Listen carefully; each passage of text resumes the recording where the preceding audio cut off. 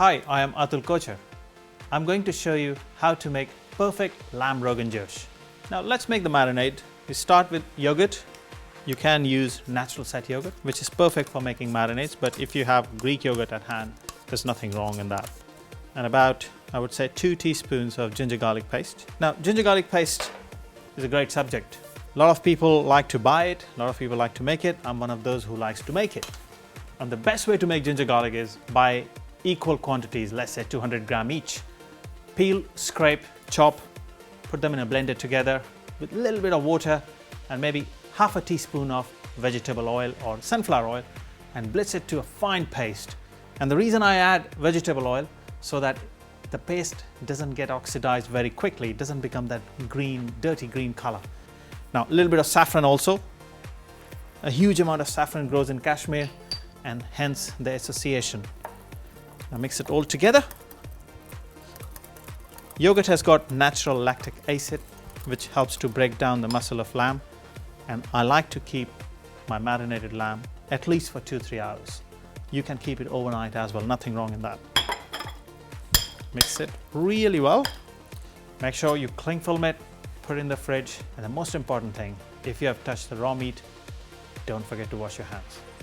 Now, spices are essential part of curries, more so for Rogan Josh because it needs a blend of spices that work well with each other.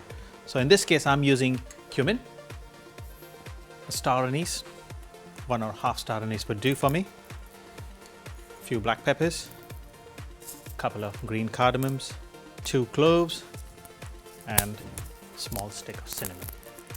By crushing the spices, I make sure the flavors of the spices are released really easily in a stronger way in the oil.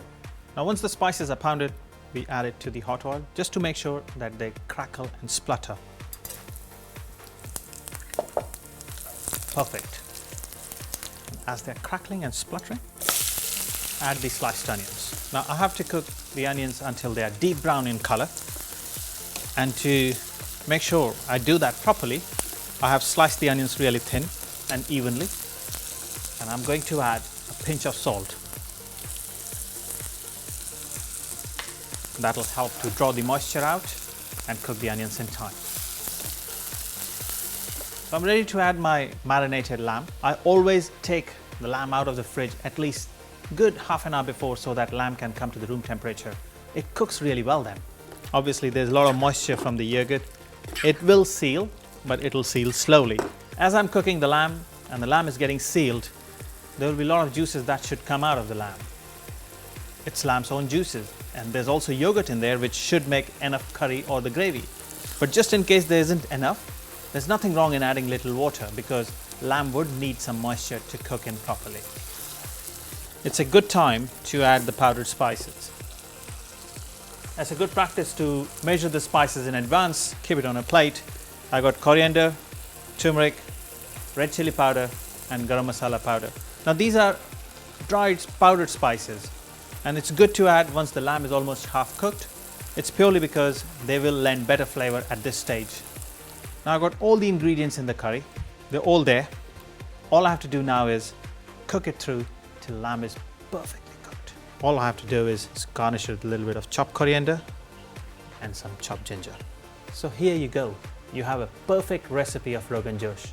I really hope that you will enjoy making and eating it.